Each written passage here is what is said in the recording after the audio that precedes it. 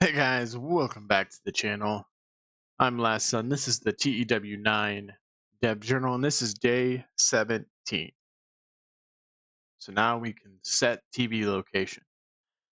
By popular request, television shows can now have their location fixed to a specific area, region, and or venue, just like events. This is useful for really some real-world mods where scenarios where a company has a specific place they always hold their tapings. As usual, this can be set via the preset via the editor, or it can be done in game. And like events, the user is not restricted to following the instructions if they don't want to. You can also have a geographical title belt. It's another often requested addition that title belts can now be set to only be defended in a specific area and region, as well as the usual areas and region. There are also several specific preset combos of common sense groupings that can be used, such as North America, American Canada, American Mexico, Commonwealth, Japan, Hawaii, which will cover, they hope, situations that might occur in reality. This change allows uh, the real world scenarios to be simulated in a way that was impossible to previously do. So, clashing coverage. The broadcasting clashing coverage block, which used to prevent you from showing content on two broadcasters when they had overlapping coverage, has now been modified to take into account the difference between pay-per-view and non-pay-per-view content. This gives the system a little more subtlety and allows companies owned by like a media entity to have more options and flexibility. For example, an American company owned by a TV station can now try and get a contract with a pay-per-view broadcaster to broadcast their events in the US, which would previously not have been allowed. It would have been unavailable. So that's pretty cool. Broadcasting failure blocks. By request, the blocks from negotiating a new broadcasting deal because of a recent failure has been modified. Instead of a blanket ban, it now applies only to broadcasters of the same size or bigger than the one that was involved in the failure. This allows companies a little more wiggle room as they can now regroup on a smaller broadcaster and work their way back up. This stops the situation where a company could effectively be doomed by one failure and just gives the game more realism and subtlety. Pre-booking availability. By request, the pre-booking screen now has an availability calendar on each screen, making it easier to see when different workers will be missing. This is just a little quality of life change that means the users won't have to switch either constantly between screens, memorize that information, or write a bunch of the stuff down. This is pretty cool. I like this feature because then if you have workers that work with other companies, you now know when you pre-book something, it will show you in that screen this worker is going to be gone. You don't want to pre-book this now. That's cool. Avatar pay. In keeping with the theme of trying to make the user's avatar feel more like a part of the game world, the avatar now earns a wage, unlike previous games where they would effectively just be working for free.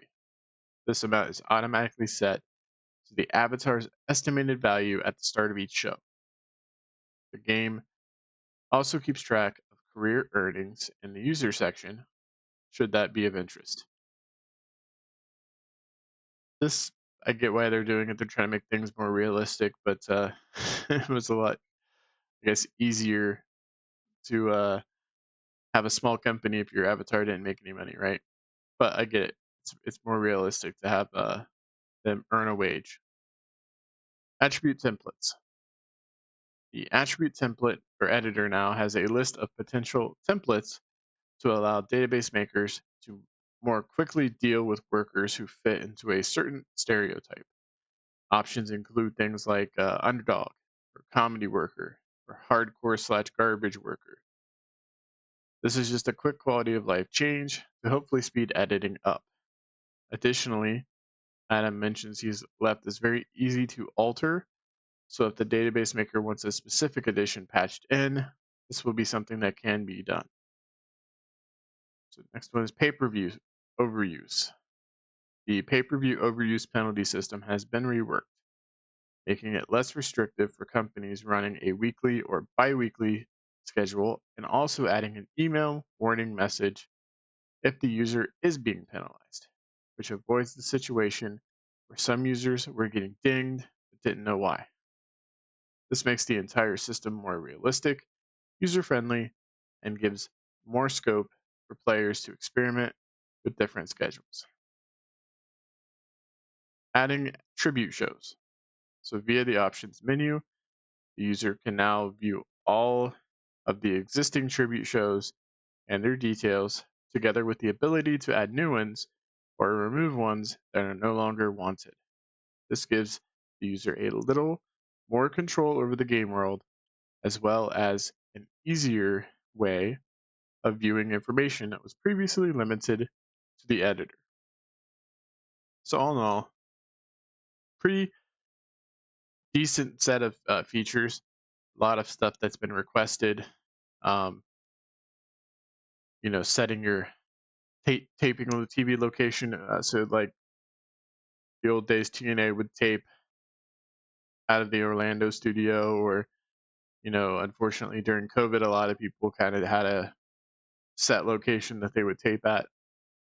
Things like that. It's pretty cool. So if you're taping a lot of different, setting a lot of like a tape block of TV, you can have it done in a specific area where maybe you know you could like simulate like owning it. So that's pretty cool. The pre-booking thing is pretty cool. I think the attribute templates will be pretty cool. All in all, pretty cool. We're now 4 days away from the beta. So excited! Can't wait to get my hands on the game. Um, really wish it was sooner that they would give us the beta, but give us a couple weeks with it. But that's just wishful thinking. They must. I'm feeling confident in the fact that they feel confident that a week of the beta is all we need. So pretty excited. Um, hope you guys are too. And these daily looks at the journals are getting your excitement going through the roof. So I'm Last Son. If you guys are enjoying this content, please leave a like, subscribe to the channel, hit the notification bell to let you be known when I put up anything new on the channel.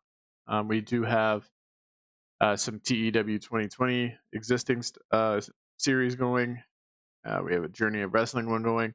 I plan on having TEW 9 content as soon as the beta drops. So if you guys don't want to miss that stuff, hit that notification bell. So I hope you have a wonderful day. I'll see you guys tomorrow, and I will see you all in our next video.